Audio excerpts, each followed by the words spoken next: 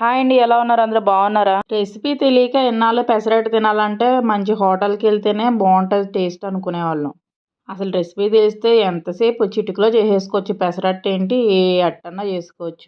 ఈ మధ్యన డాక్టర్లు కూడా దోశలు మానేయండి, ఇడ్లీలు మానేయండి, పెసరట్టు వేసుకొని తినండి, ఆరోగ్యానికి మంచిది అని చెప్తూ ఉన్నారు.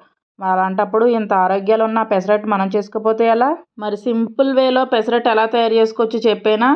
ముందుగా 1.5 కప్పు పెసలకి అరకప్పు వరకు రేషన్ బియ్యాన్ని తీసుకొని నానబెట్టుకొని ఉంచుకోవాలి. ఇవి నానడానికి 4-5 గంటలు పడతాయి. నానిన తర్వాత మిక్సీ జార్లో కొంచెం అల్లం ముక్క, పచ్చిమిర్చి వేసుకొని మెత్తగా గ్రైండ్ చేసుకోవాలి. మెత్తగా గ్రైండ్ చేసుకున్న పిండిలో సరిపడినంత ఉప్పు వేసుకొని పెనం మీద ఎంత పలచగా అయితే అంత పలచగా వేసి అట్లా వేసుకోవాలి. ఆ తర్వాత పైన ఉల్లిపాయ ముక్కలు అలాగే జీలకర్ర వేసుకొని ఉల్లిపాయలు మాడిపోకుండా 2 పక్కల కూడా దోరగా కాల్చుకుంటే మన పెసరట్టు అనేది రెడీ అయిపోతుంది.